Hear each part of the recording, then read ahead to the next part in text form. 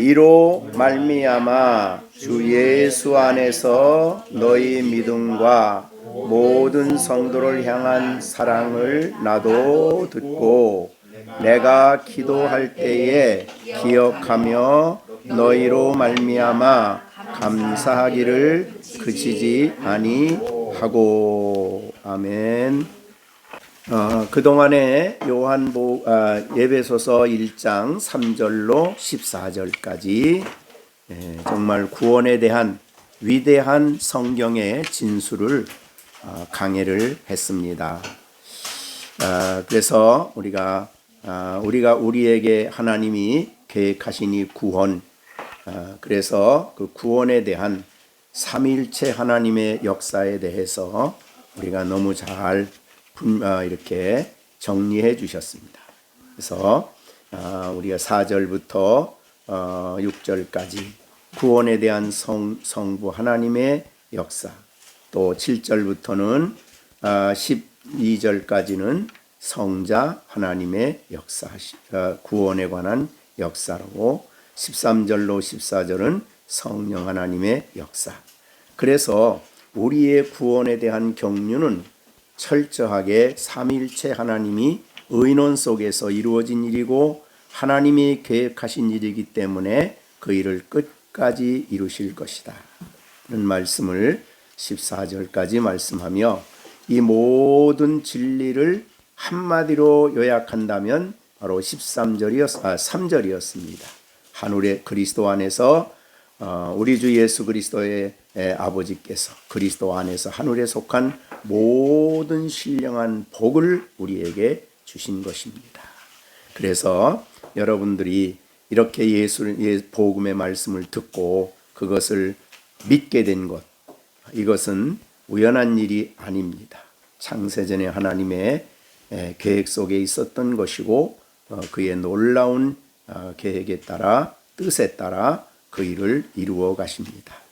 이렇게 창세전에 하나님이 우리 안에 시작하신 이 위대한 일은 하나님이 끝까지 그 일을 완성하신다, 성취하신다. 그것이 바로 하늘에 있는 것이나 땅에 있는 것이 다 그리스도 안에서 통일되게 하는 것이다. 이렇게 어떻든 3절과 14절의 이 말씀은 정말 언제나 들어도 우리의 마음에 찬송의 제목이 되는 그런 귀한 말씀이다, 이렇게 볼 수 있습니다. 이제 이 말씀을 끝내고 이제 바울 사도는 이제 15, 16절에서 이렇게 연결을 하는 그런 말씀으로 이제 두 절을 가지고 말씀을 하시고, 이어서 17절부터 23절은 교회를 위한 기도의 내용이 되겠습니다. 자, 그러면 오늘 바울 사도는 기도에 대한 그 기본 요약을 서론을 얘기하시면서 기도의 바울 사도는 두 가지의 이야기를 본문에서 하십니다. 그렇죠? 그래서 내가 기도하는데 그 기도의 내용과 그 다음에 기도할 때에 감사한다, 이 말을 한 것입니다. 그래서 우리는 두 절로 되어 있지만은 원문에는 한 절입니다. 한 절로 된 내용이 이렇게 두 절로 연결되어 있습니다. 그래서 내가 기도할 때 너희를 말하노라. 이게 이 원문에는 이것이 맨 앞에 나옵니다. 그래서 이를 인하여, 여기 오는 이로 말미암아 내가 너희를 기도할 때마다 말한다. 이런 내용으로 이제 원문에는 그렇게 되어 있는데, 어떻든 오늘 이 본문의 의미를 드러내면서 여러분에게 설교를 하려고 합니다. 바울의 기도 속에는 오늘 15절과 16절에서 기도의 내용은 이제 17절부터 23절에 있지만은 기도할 때에 바울은 감사를 합니다. 에베소 교회를 인한 감사지요. 그의 기도에는 감사가 늘 떠나지 않습니다. 왜냐하면 감사할 일이 많이 있기 때문인데, 그러면 바울은 이 본문 기도 속에서 오늘 본문에 보면은 16절에 그런 말이 있습니다. 내가 기도할 때에 기억하며 너희로 말미암아 감사하기를 그치지 않고, 그렇게 기도합니다. 거기에 때에라는 말은 특별한 단어입니다. 그거는 나는 기도하는 것이 늘 습관이 되어 있는 기도할 때. 그러니까 유대인들은 기도를 하루에 3번 하는 것이 그들의 습관이죠. 그래서 바울도 예수 믿기 전에 바리새인이었습니다.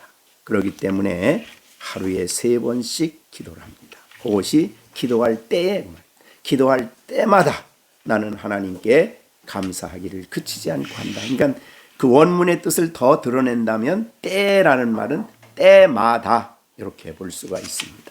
그래서 하루에 3번씩 기도할 때마다 에베소 교회를 위해서 기도하고 그들 때문에 감사하기를 그치지 않는다. 우리가 초대교회의 사도들은 과거에 자신들이 신앙생활했던 것을 적용한 그런 내용으로 기도할 때는 하루에 3번씩입니다. 그래서 우리가 사도행전 3장에 보면 베드로와 요한이 성전의 기도 시간에 올라갔다. 그때가 제9시다. 이렇게 되어 있죠. 저녁입니다. 그러니까 신앙생활을 할 때에 그들은 기도할 시간을 하루에 3번 정도 정했습니다. 그렇죠? 그래서 그분들은 언제나 하루의 시작은 아침부터가 아니죠. 저녁부터 시작을 합니다. 창세기에서 말한 대로 저녁부터 시작을 해요. 그래서 저녁 해질 때, 해가 질 때, 되게 9시라고 그랬는데 그때도 한 3시 정도, 오후 3시 정도 그렇게 되고 그 다음에 아침에 해 뜨기 전, 그 다음에 점심 때 기도, 그렇게 하루에 3번씩 합니다. 그렇게 3번씩 기도한 것이 그들에게는 아주 하나의 해야 될 규례가 되어 있었어요. 그래서 여러분이 그 다니엘서의 그 6장의 다니엘이 사자굴 속에 들어가는 것도 그 배경이죠. 그죠? 사자굴 속에 들어간 것은 그 다니엘을 그 위에서 뭐 잘못한 게 없나 따져보니까 그가 그렇게 오랫동안 총리라는 직분을 가지고 있으면서도 흠이 없습니다. 요새 우리나라는 털으면 다 나오지만 그때 다니엘은 얼마나 철저하게 살았는지 아무리 털어봐도 하나도 먼지 하나 안 납니다. 그래서 그들이 생각한 게 뭐냐면 이 다니엘은 종교적인 문제를 걸고 넘어지면 되겠다. 그렇게 생각한 거죠. 그래서 이제 그 당시는 이제 말하자면 왕이 하나의 신격화되어 있기 때문에 앞으로 한 달 동안에는 왕 외에 다른 신에게 기도하면은 사자굴 속에 넣읍시다. 이제 그러니까 이 다니엘의 정치적인 대적들은 무슨 의미냐면 겉으로는 이렇게 함으로써 왕의 신권을 더 강조합시다. 그러니까 왕이 거절할 이유가 없죠. 내 왕권을 강조해 준다 그러니까 그래서 허락을 했습니다. 그래서 우리가 아는 대로 다니엘이 그걸 알고도 다니엘 6장 10절에 보면 자기 집에 돌아가서 윗방에 올라가 예루살렘을 향한 창문을 열고 하루 3번씩 무릎을 꿇고 하나님께 감사했다. 그렇게 됐어요. 그러니까 다니엘은 이렇게 3번씩 하루에, 아무리 총리로서 할 일이 얼마나 많겠습니까? 아무리 바쁘고 아무리 힘들어도 하루에 3번씩은 반드시 기도를 했다 이 말이죠. 유대인의 전통이죠. 그래서 바울 사도도 기도할 때에 그 말은 유대인의 전통에 의해서 하루에 3번씩 자기는 기도했는데 그 기도할 때마다 에베소 교회를 기억하고 기도했고 에베소 교회를 이야기할 때마다 그들을 인하여 감사하는 일을 그치지 않았다는 거예요. 그래서 거기에 그치지 않았다는 말도 원문의 말대로는 강조용법을 썼습니다. 부정형을 쓸 때 아주 강조한 거예요. 우라는 동사를 써서 결코 나는 이 감사하는 일과 기도하는 일을 그치지 않았다, 이렇게 본 것이죠. 그러면 바울이 무엇 때문에 에베소 교회를 생각할 때마다, 에베소 교회를 위해서 기도할 때마다 이 감사하는 내용을, 감사를 그가 그치지 않았을까? 오늘 그 설교의 제목이 그것입니다. 여기의 교회는 에베소 교회예요. 에베소 교회를 생각할 때마다 그렇게 말했습니다. 바울 사도의 기도의 내용을 보면, 서신서에 보면 거의 서신서마다 교회를 위한 기도를 빼놓지 않습니다. 그죠? 근데 에베소 교회는 사도행전 그 19장에 나온 대로 그 에베소 교회는 바울이 가서 선교해서 세운 교회죠. 제 3차 여행 때. 그죠? 그 19장의 내용입니다. 그러니까 알고 보면 바울이 이제 가는 곳에마다 선교를 해서 복음을 전하고 교회가 세워졌는데, 제일 오래된 오랫동안 있었던 교회가 에베소예요. 3년 정도. 그 다음에 이제 고린도에 1년 6개월 정도 있었고, 다른 데는 대개 뭐 몇 개월, 또 뭐 데살로니가 같은 교회는 2주 동안 설교하고 있을 수가 없어서 베레아로 갔죠. 이렇게 어려운 선교를 하면서 자기가 그렇게 그러니까 2주 동안 설교하고 난 다음에 예수 믿는 사람들이 생겼는데 거기 있을 수가 없어서 다른 데로 이제 쫓겨갔죠. 그러니 얼마나 걱정이 많이 되겠습니까? 그 성도들. 많은 말씀을 준 교회도 아닌데. 그래가지고 교회들마다 자기가 선교한 지역, 1차, 2차, 3차에 선교한 지역에 있는 교회들을 위해서 기도할 때마다 기도를 했어요. 그런데 이때 바울은 어디에 있었냐면 옥중에 있었습니다.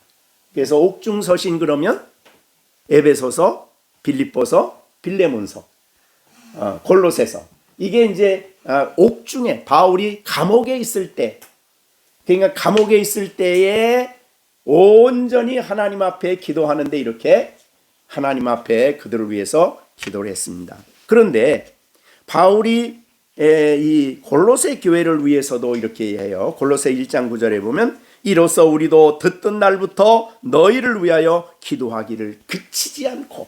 이 골로새 교회는 바울이 가서 선교한 교회가 아니에요. 바울이 잘 제자 훈련을 해서 제자로 된 에바브라가 바로 이 골로새 가서 복음을 전해서 그 교회, 거기에 교회가 세워졌어요. 그래서 골로새 1장 9절을 보면 듣던 날, 거기에 교회가 믿는 사람들이 생겨났다는 소식을 듣는 그날부터 너희를 위해서 기도하는 일을 그치지 않고 했다, 그 말이에요. 그러니까 자기가 복음 전한 지역만이 아니고 자기가 복음 전하지 않은 지역에 있는 교회들도 듣기만 하면 그 교회를 위해서 기도하는 일을 그치지 않았다, 이런 뜻이 되겠죠. 그렇게 교회를 위한 기도. 왜 그렇게 교회를 위한 기도가 중요합니까? 그리스도의 교회이기 때문이죠.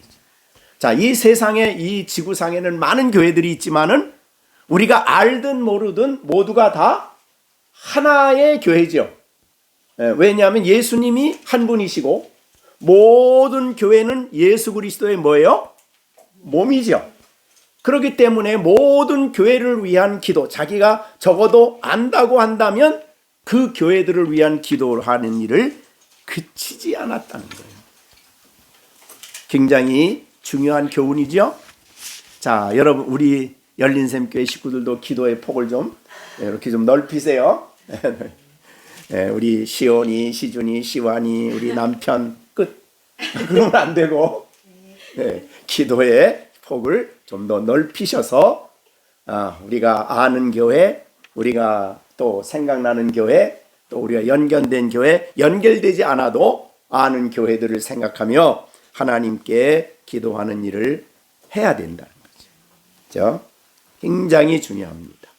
자, 우리가 하나님이 교회를 세우시고 하나님이 자신의 교회를 세우시고 이끌어 가시고 인도하시지만 그 교회를 위해서 그렇게 하나님의 은혜와 하나님의 역사하심이 있기를 위해서 늘 기도자가 필요해요.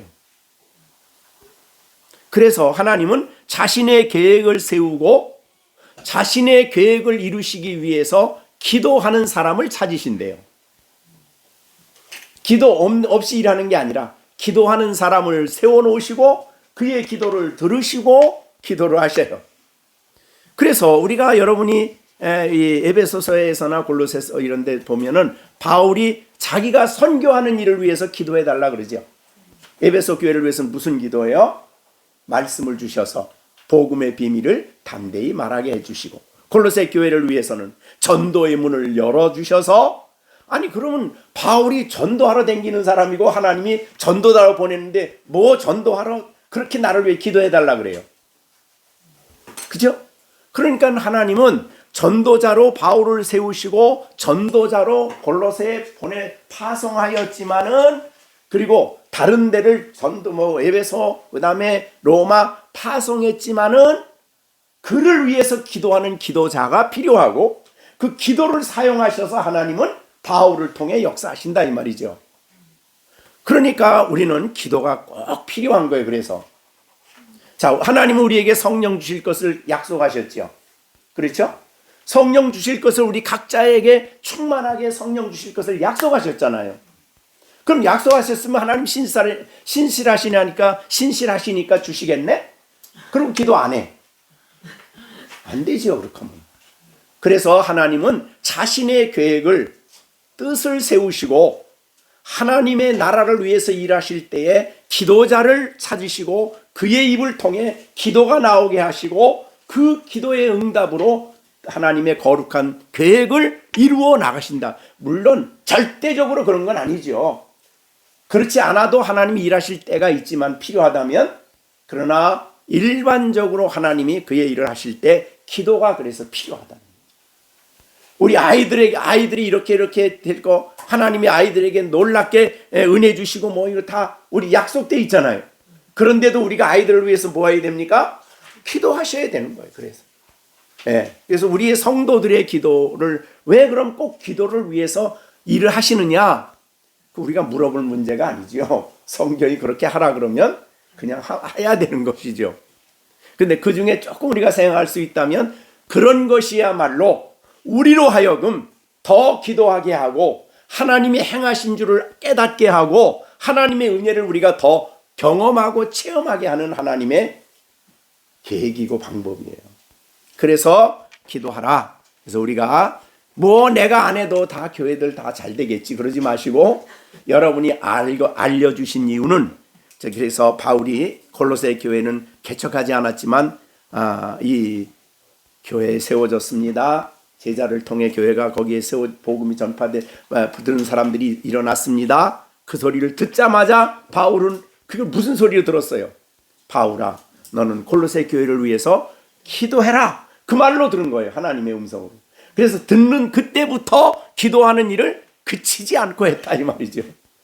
자, 우리는 바울 같은 수준에는 못 가더라도 그래도 열심히 하려고 애를 쓰고, 그래서 어떤 문제가 있든 어떤 상황이 벌어졌든 어떤 소식이 들렸든 우리의 기도의 제목이 된다면 하나님 앞에 무릎 꿇고 기도할 때마다 기도하는 일이 필요하다 하는 것을 우리에게 교훈해 주시고 있습니다.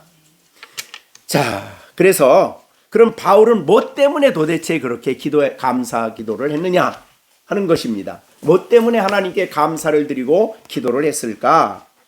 자, 거기에 보면 15절에 첫째가 이로 말미암아 그랬습니다. 자, 우리 이로 말미암아란 말은, 이로 인하여 혹은 이로 말미암아란 말은 뭐냐면, 이로라는 그 단어의 뜻은, 그 내용은 앞에 있는 3절과 14절을 요약한 말입니다. 나는 이것 때문에 감사한다. 그 말이 무슨 뜻이죠? 바울은 에베소 교회에 가서 복음을 전했어요. 그 복음 전한 게 도대체 뭡니까? 바로 3절과 14절의 내용을 전한 거죠. 그게 사도행전 19장의 내용이에요. 가서 바울은 열심히 그곳에서 복음을 전했는데, 여러분이 아는 대로 에베소라는 곳이 어떤 곳인가? 에베소는 아시아 지금은 이제 터키 지역인데, 그 아시아에 우리 계시록에 나오는 7교회가 있죠. 7교회가 주가 되어 있는 지역이에요. 그러니까 로마의 행정구역상 거기를 아시아라 그래요. 소아시아라 그래요. 거기에 행정의 중심지가 에베소예요. 네, 그 지역에. 그래서 에베소 교회가 그렇게 중요한 지역이라서 바울이 거기에 도착을 해서 있는데 이미 교회가 있었어요. 사도행전 19장에 보면 왜 그러냐 하면 이 예루살렘에 박해가 일어났을 때에 사도들 외에는 다 흩어졌거든요. 흩어진 사람 중에 에베소에 도착한 사람이 있었어요. 그래서 그곳에서 복음을 전해가지고 믿는 사람들이 이미 사도행전 가보니까 에베소에 가니까 있었어요.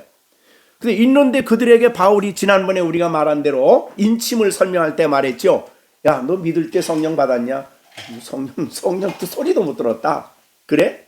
그래서 그들에게 기도하고 안수하고 성령이 임했는데 몇 명이냐면 12명이었어요. 12명. 그래서 그 12명이 시작한 곳이 에베소 교회.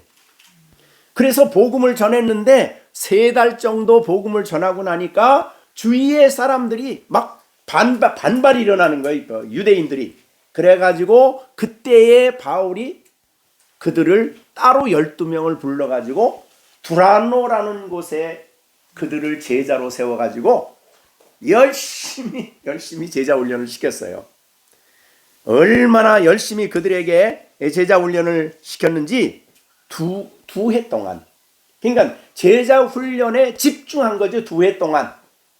네, 그래서 사도행전 19장 이 10절에 보면 두 해 동안 이같이 하여, 즉 두라노 서원에서 날마다 성령을 강론했어요. 그러니까 2년 동안 뭐 했다고요? 날마다 2년 동안 제자 훈련 받았으면 오늘날로 말하면 그게 뭘까요? 그렇죠. 신학대학보다 더 많죠. 신학은 그러니까 날마다 2년 동안을 열심히 제자 훈련을 한 곳이 에베소예요. 자, 그런데 그러자 그 결과가 어떻게 됐느냐? 성경에 사도행전 19장에 보면 그런 말 했어요. 2해 동안 이같이 하니 아시아에 사는 자는 유대인이나 헬라인이나 다 주의 말씀을 들었다. 이게 무슨 말이에요? 제자 훈련을 했는데 아시아 전 지역이 다 복음을 들었어요. 그 말은 뭐예요? 바울이 거기 가서 복음을 전했다는 뜻이 아니고 제자 훈련 받은 사람들이 흩어져서 전 지역에 흩어져서 아시아 전 지역에 복음이 전파돼 가지고 안 들은 사람이 없어 할 정도예요. 그런 성공을 한 데가 제 3차 선교 여행의 핵심적인 지역이었어요. 자, 그래서 3차 전도 여행을 마치고 난 다음에 소란이 일어났죠. 아데미를 만드는 사람들이 이제 폭동을 일으켜가지고, 그래서 더 이상 거기 있을 수가 없어서 이제 거기 선교를 끝내고 2차 선교 여행한 아데미, 마게도니아, 아가야, 갱그레아 뭐 이런 지역에 가서 돌아봤어요. 돌아보면서 그 지역에 돌아볼 때 무슨 사건이 있었냐면 예루살렘 큰 흉년이 들었어요. 그래서 바울 사도가 가는 곳마다 마게도니아 가서 빌립보의 교회에 가서 이게 예루살렘 교회가 이렇게 흉년이 들어가고 어렵단다 라고 얘기하고, 또 뭐 베레아, 아텐, 또 고린도, 그러니까 그 교회들이 자기들도 살기 어려운데 힘든데 거액의 연보를 했다. 그래서 거액의 연보, 얼마인지 알 수는 없지만은, 그래서 각 교회의 대표자들이 헌금을 한 걸 가지고 그걸 가지고 예루살렘으로 같이 올라갔어요. 그때는 야, 헌금 내놔, 그럼 내가 가지고 갈게. 바울이 안 그랬어요. 자기는 돈 취급하는 데는 절대 혹시라도 이 문제가 생길까 봐서 자기 돈에 손 안 대고 그 지역에 회계 맡은 분들을 한 분씩 골라가지고 그분들을 모시고 같이 예루살렘으로 올라가기 위해서 이제 예루살렘에 가게 된 거예요. 자, 그러면서 그가 예루살렘을 향해 가다가 오순절 안에 빨리 도착을 하고 싶어서, 그래서 그가 한 것이 뭐냐면 밀레도라는 곳에 바울이 도착을 할 때에 에베소에 있는 지도자, 교회 여러 가정교회가 여럿이니까 가정교회마다 지도자가 있었어요. 그래서 장로들을 불러서 그들에게 설교한 내용이 사도행전 20장이에요. 자, 그래서 우리가 그 20장의 사도행전 20장의 설교를 보면 굉장히 감동적이지요. 그래서 그 설교를 듣고 막 감동스럽게 이제 하는 내용이 있는데, 자, 그 31절 다 이 시간 할 수 없고 31절이에요. 여러분, 그러므로 여러분이 사도행전 20장 31절입니다. 여러분이 일깨어 내가 3년이나 밤낮 쉬지 않고 눈물로 각 사람을 훈계하던 것을 기억하라. 그러니까 이게 이 사람들은 눈물로 밤낮으로 하나님의 말씀을 그들에게 가르쳤어요. 네, 이게 바로 에베소의 사역이었습니다. 자, 그런데 무슨 일이 있나 보세요. 그런데 무슨 일이 있나 보면 바울이 이제 설교하면서 29절에 이렇게 말합니다. 내가 떠난 후에, 이제 자기는 예루살렘에 가면 이제 끝날 걸 알았어요. 그리고 로마로 이제 가야 되니까, 내가 떠난 후에 교회에 뭐가 들어와요? 사나운 일이야. 이게 뭐예요? 거짓 교사들과 이단이에요. 사나운 일이가 들어오면 뭐합니까? 양떼들을 아끼지 아니하고 또한 여러분 중에 제자들까지도 끌어 자기를 추종하는 사람을 만들 거다. 이단의 특징은 예수님을 따르는 사람 만드는 게 아니에요. 자기 추종자를 만드는 거예요. 자기 파. 그게 이단의 특징이에요. 여러분들이 이단적인 가르침을 하는 사람 다 보면은, 나를 자기 추종자로 만들려고 한다 그러면 그거 흉악한 일이에요. 그걸 알으셔야 돼요.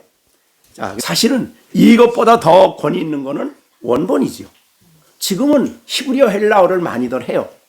그렇기 때문에 히브리어 헬라어를 실제로 그거를 보면은 사실은 그 원문의 의미를 한글이나 영어로나 번역해내지 못할 내용들이 굉장히 많아요.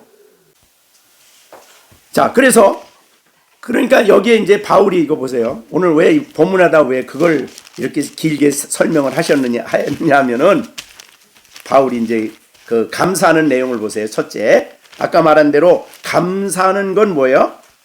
1장에 이로 말미암아, 이것 때문에. 그 말은 바울이 그 에베소에 있을 때 사도행전 19장 내용을 가지고 거기에 있는 대로 에베소에 하나님의 말씀을 3장 여기에 14절에 있는 것처럼 복음의 말씀을 그들에게 가르쳤는데 그들이 복음을 받아들였어요. 그죠? 그래서 많은 사람들이 막 주께로 돌아오고, 막 그냥 마술하던 사람이 자기 마술하던 착을 다 갖다 불태워가지고 돈으로 계산해 보니까 은이 5만이나 되더라 그랬어요. 엄청난 돈이죠. 그렇게 역사가 일어났으니 에베소 교회를 생각할 때 바울은 너무너무 감사한 거예요. 그죠? 그들이 하나님의 복음을 저렇게 받아들여서 올바로 신앙생활을 하고 과거에 있었던 마술을 다 포기하고 얼마나 철저하게 아데미 우상으로부터 돌아섰는지, 아데미 우상을 만들어 장사하던 사람이 장사가 안 돼. 그래서 데모를 한 거예요. 저들 때문에 우리 생활이 어렵게 됐다. 그러니 우상 만든 사람이 다 모여가지고 데모를 함으로써 바울이 거기 있을 수가 없어 나온 거죠. 그러니까 바울은 에베소 교회를 생각할 때에 그 순수하게 복음을 받아들여서 그들이 그 말씀을 믿고 그리고 제자가 되어서 주위에 있는 사람들에게 흩어져, 핍박이 일어나면 막 흩어지잖아요. 흩어진 자들이 하나님 말씀을 전해서 아시아 전 지역에 복음을 들었다. 그리고 이거 생각할 때 바울은 너무너무 감사한 거야. 하나님이 하신 일이니까 하나님이 이 일을 놀랍게 하셨다, 그런 말이죠. 그런데 오늘 또 보세요. 다시 한번 15절, 주 예수 안에서 너희 믿음 때문에 또한 여기 너희는 누굴까? 바울이 처음 있을 때에 그때 그들의 믿음 문제가 아니에요. 그거는 이로 말미암아라는 말이에요.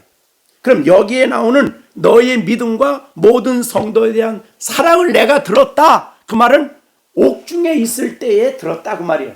옥중에 있을 때에 에베소 성도들의 믿음에 대한 소식을 듣고 에베소 성도들이 서로 사랑하는 사랑의 소식을 들었다 그 말이죠. 그래서 그것 때문에 하나님 앞에 늘 쉬지 않고 감사한다. 그 말은 그 말이에요. 왜 이 말을 했을까요? 자, 아까 잠깐 밀레도 얘기를 했는데 밀레도에서 선교하면서 바울은 아까 얘기했죠. 사나운 일이야. 이 영적 도둑질하는 사람들은 정말 사나운 일이에요. 조심해야 되는 거죠. 자, 그 사나운 일이들이 올 것을 알고 바울이 그들에게 이렇게 부탁을 합니다. 제자들까지도 끌어서 자기의 추종자를 만드는 이런 어려운 상황이 온다. 그런데 여러분, 이제 20장 31절에 내가 일깨어 3년이나 밤낮 쉬지 않고 각 사람을 훈계하던 것을 기억하라. 32절 지금 내가 여러분을 자, 32절 한번 여러분 잘 보세요. 사도행전 20장 32절 지금 내가 여러분 어떻게 해요? 누구에게 부탁을 합니까? 주와 그 다음에 두 개 부탁이 나와요. 그죠? 여러분을 내가 부탁하네요. 자, 내가 가면 흉악한 일이가 나오지만은 그래서 내가 여러분 가운데 유명한 실력자를 목회자로 세울 테니까 이 사람을 의지하고 신앙생활하세요. 그러지 않았어요. 가면서 두 개의 부탁을 합니다. 주님께 첫째 부탁을 합니다. 주님은 살아계신 분이시죠. 바울의 입장에서 볼 때는 내가 떠나도 주님은 교회 안에 있고 주님은 교회 성도들을 지키고 교회 성도들을 세울 수 있는 분이죠. 그죠? 얼마나 예수님을 실감 있게 믿기 때문에 바울은 그런 말 했잖아요. 주께서 내 곁에 서서 나를 강건케 했다. 그러니까 곁에 계신 분이야. 그러니까 이분에게 교회를 부탁한 거야. 자, 그랬어요. 두 번째는 뭐예요 또? 은혜의 말씀께 부탁합니다. 내가 3년이나 눈물로 가르쳤던 그 은혜의 말씀께 부탁한다 그랬어요. 너희들의 실력에 부탁한다고 뭐 다른 어떤 거에 부탁한다 그러지 않고 너희들은 그래도 심성이 고우니까 흔들림이 없을 거다 이렇게 얘기 안 했어요. 여러분 흉악한 일이가 얼마나 간교하고 얼마나 사악하게 영혼들을 노략질하는지 아십니까? 그래서 이단들의 그렇게 많은 사람들이 노략질 당해가는 거예요. 그런 이런 삶 속에서 우리가 주님과 바른 그러니까 그날에는 너희가 내 안에 있고 내가 너희 안에 있다. 요한복음 15장에 있는 것처럼 너희는 나는 포도나무여 너희는 가지다. 그리스도 안에 있는 이것 외에는 나를 책임질 게 없습니다. 예수님만이 나를 책임지신다. 두 번째, 은혜의 말씀만이 너희를 견고하게 세운다. 그래서 은혜의 말씀께 부탁하노니 그 말씀이 여러분을 능히 든든히 세워 흔들림이 없이 너희를 세워. 20장 32절에 그랬죠. 말씀이 여러분을 능히 튼튼히 세운다. 이 말씀 위에 서면 튼튼하다. 아무리 그들이 와서 흔들려도 흔들리지 않는다. 그 말이죠. 그래서 어떻게 돼요? 세우사 거룩하게 하심을 입은 모든 자 가운데 그렇죠. 하나님 나라 기업 영원한 그 나라를 기업으로 받게 한다. 그 말이죠.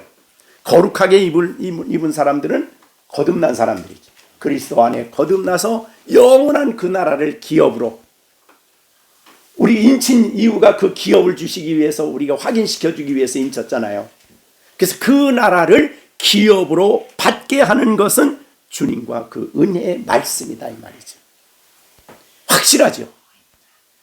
그러니까 이렇게 얘기하고 이제 떠났어요. 바울이 떠나서 예루살렘 갔다가 죄인이 아닌 죄인으로 잡혀서 가이사랴 빌립보에서 2년 동안 옥살이 하다가 로마에 가서 로마에서도 열심히 전도했어요. 열심히. 그래서 거기 있다가 에베소에 대한 소식을 들었는데 그들에게 지금도 믿음이 있고 서로 성도들이 사랑한다. 이 두 가지 소식을 들은 거예요.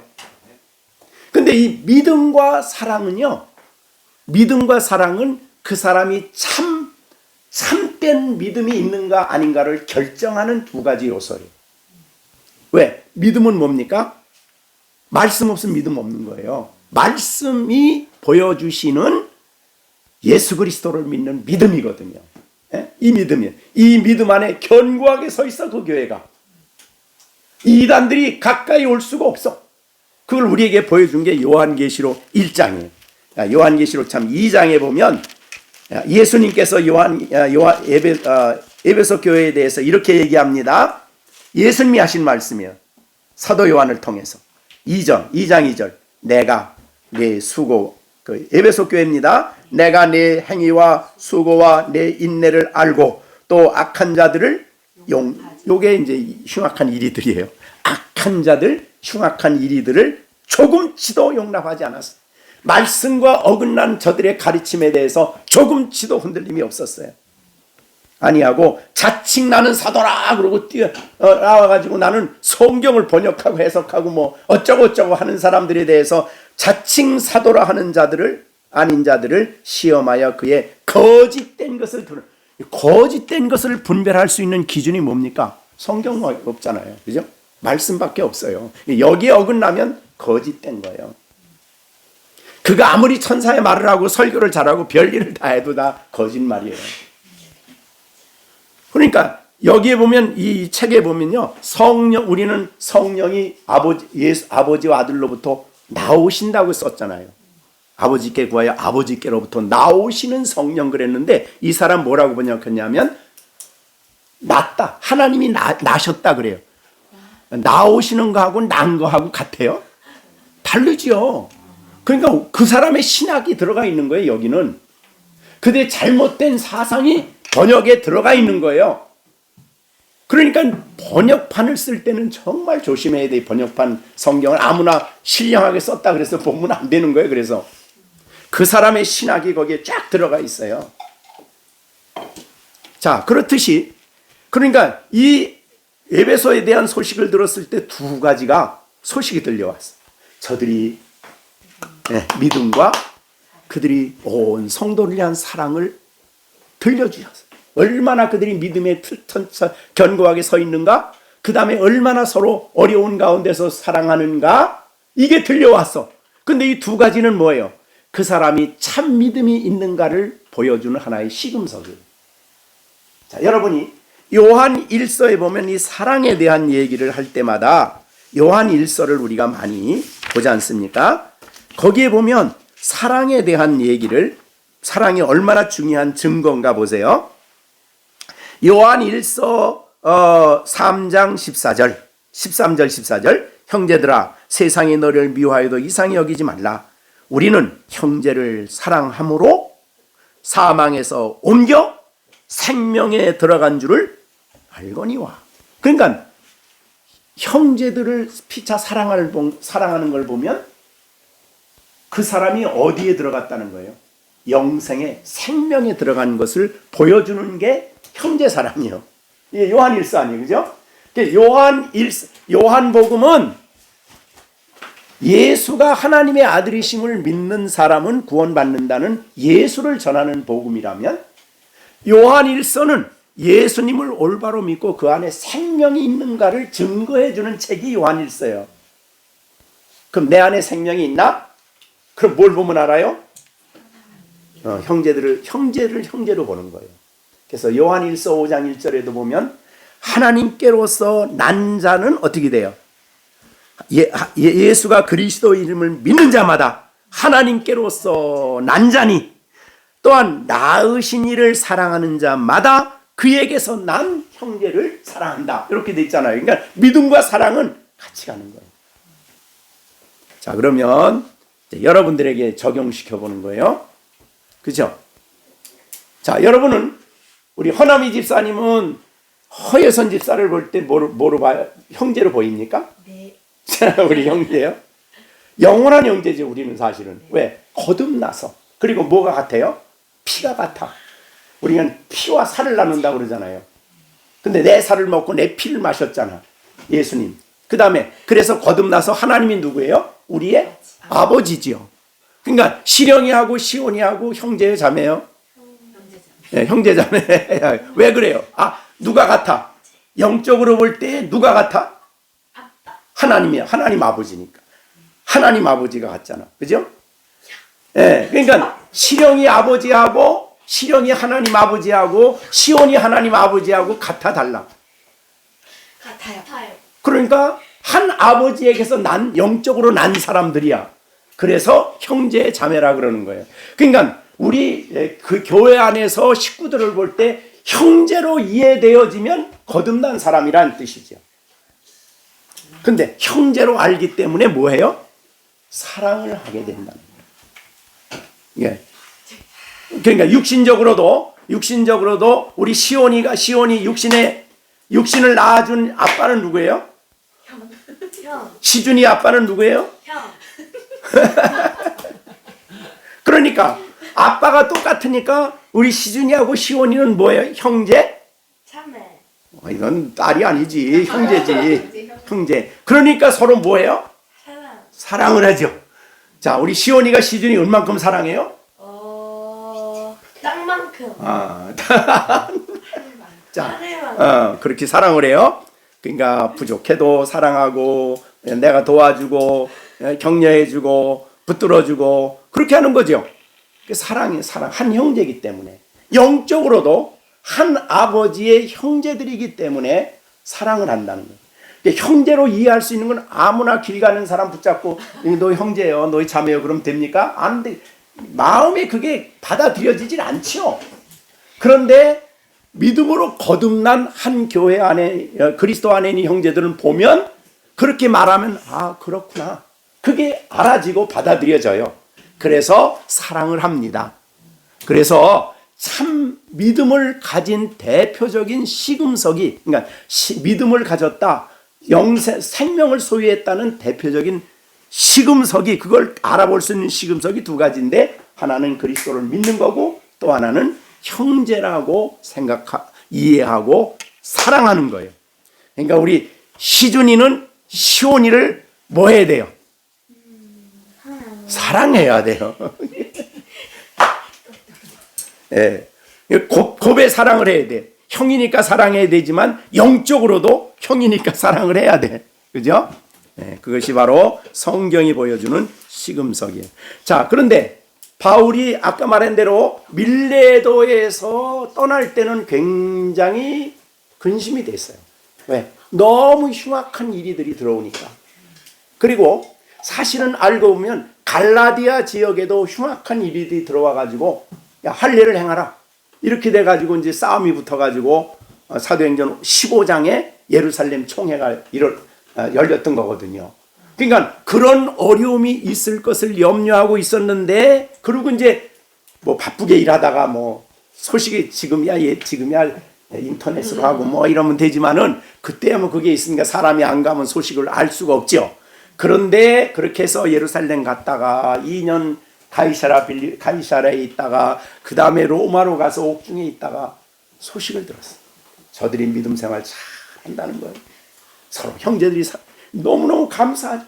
감격스러운 거예요. 그러니까 요 뒤에 있는 거는, 자, 여기 우리 본문에 있는 대로 이 앞에 있는 이로 말미암아 감사하는 거하고 믿음과 모든 성도의 사랑을 나도 듣고 감사하는 거하고 그런 차이예요.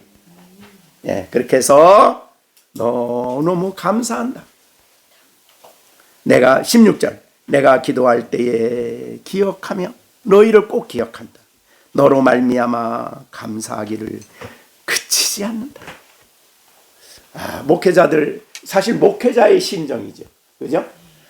목회자들의 심정이 바로 이 바울의 심정이, 그런 성도들이 신앙생활하는 거 볼 때 너무너무 하나님께, 그래서 목사님도 우리 열린생교회 우리 시온이 시준이 보면 기도할 때마다 감사하고 시정이도 봐도 감사하고 하나님이 아이들에게도 그런 은총을 주시는 것을 보면서 감사한다. 그죠? 자, 그것이 이제 오늘 본문의 내용이 되겠습니다. 이것이 사도들이 하나님의 교회를 양육할 때에 일어난 놀라운 역사예요. 참교의 모습이죠. 자, 그러면 참교의 모습을 우리에게 보여주는, 이제 좀 우리가 정리를 하면서 참교회의 모습을 우리에게 보여주는 대표적인 예가 사도행전 2장의 초대교회에 대한 기록이 나와요. 한번 여러분 이건 찾아보시고, 사도행전 2장입니다. 2장. 베드로가 성령의 충만함을 받아서 하나님의 말씀을 전할 때에 그 사람들이, 예수 믿는 사람들이 막 일어났죠. 2장입니다. 그래서 41절. 그 말을, 베드로의 설교, 복음 설교를 듣는 사람들이 세례를 받으니 이날의 신도의 수가 3,000명이 더했어요. 그러니까 120명이 있었는데 거기다가 더했으니까 3,000명이 더했으니까 제자들 말고 실제로 믿은 사람, 세례 받은 사람들이에요. 이 사람들이 3,000명이나 더했어요. 그 다음에 42절 보세요. 자, 이 42절은 같이 한번 읽어볼까요? 그들이 가르침을 받아 서로 교제하고 떡을 떼며 오로지 초대교회를 요약한 세 가지 모습이에요. 그럼 뭐예요? 첫째는 뭐예요? 가르침을 받았어요. 자, 가르침은 뭐예요? 사도들의 가르침은 주님의 말씀을 배우는 거죠. 하나님의 말씀을 배우는 거예요. 가르침을 받았어요.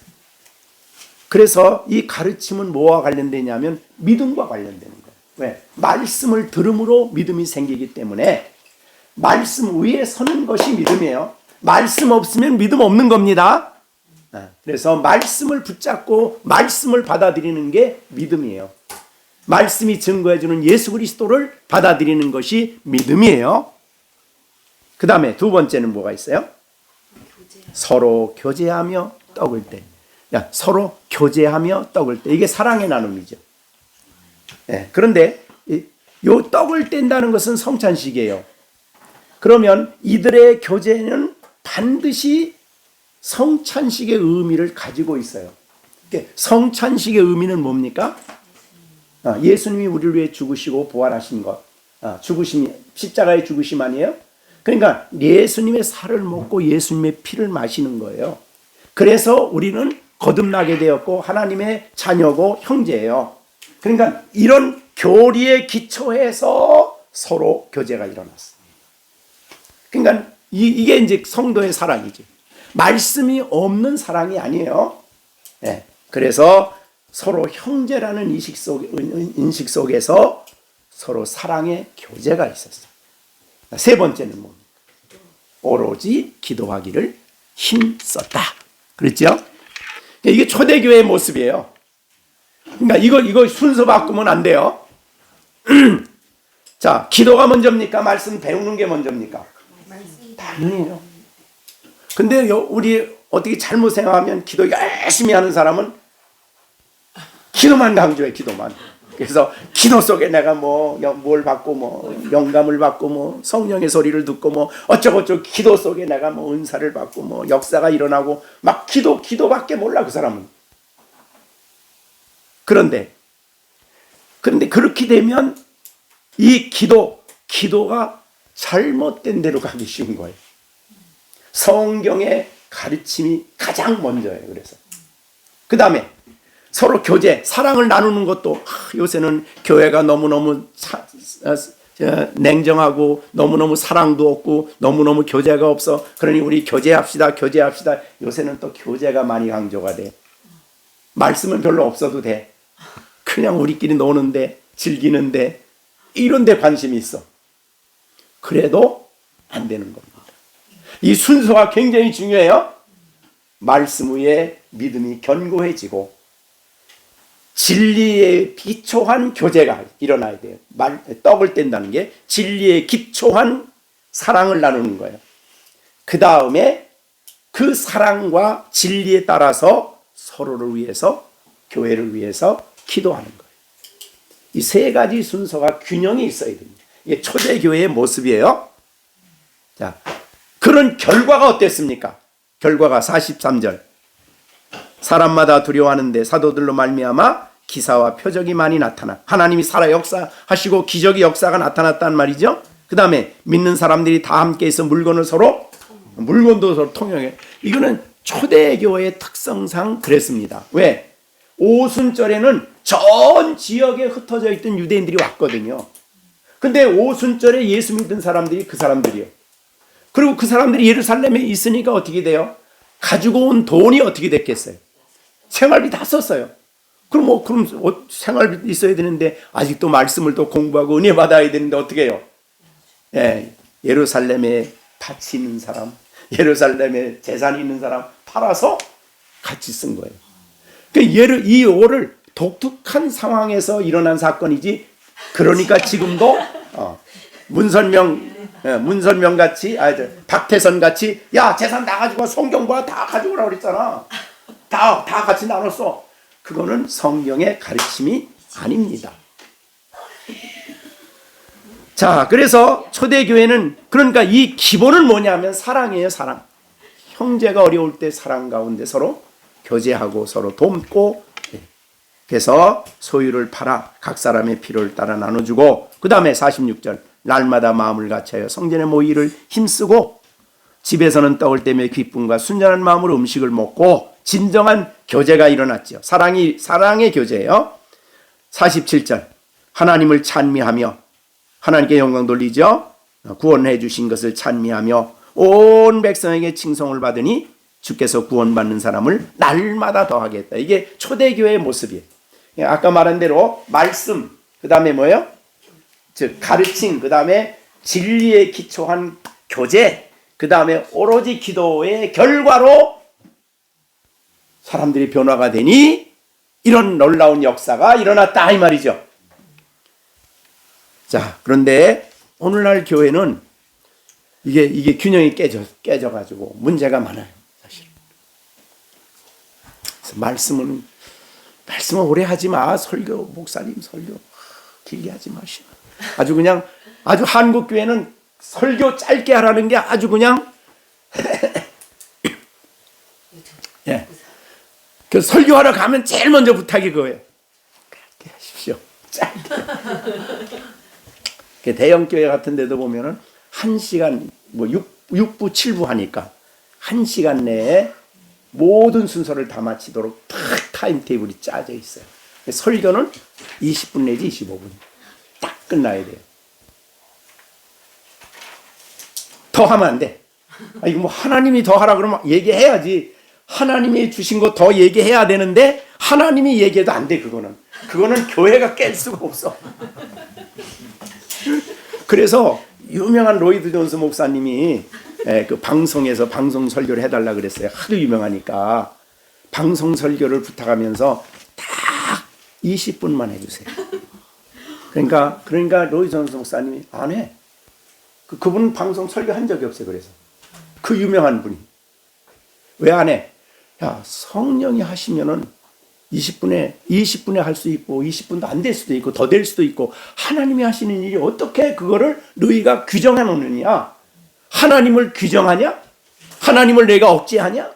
말이 안 된다. 이거는 설교라는 것은 하나님이 설교자를 통해서 회중들에게 말씀하는 시간인데 어떻게 그것을 시간을 만들어 놓고 거기에 쫙맞히냐?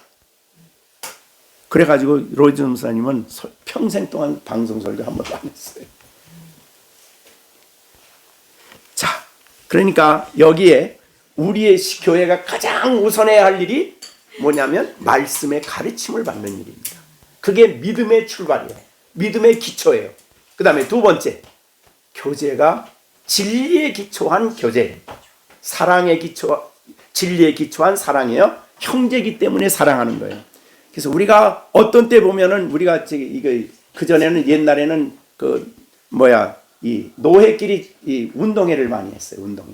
그래가지고 우리가 그때는 경기노회에 있었었는데 경기노회하고 서울노회하고 막 모여가지고 여러 노회들이 모여서 축구를 해요.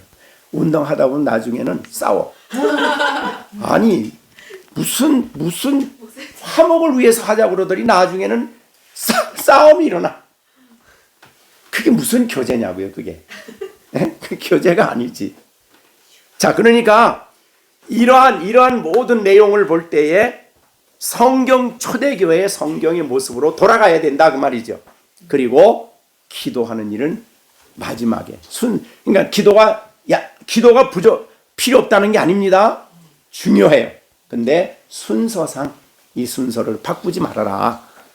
그렇게 하라고 오늘 말씀해 주시고, 우리는 되게 초대교회를 닮아간다 그러잖아요.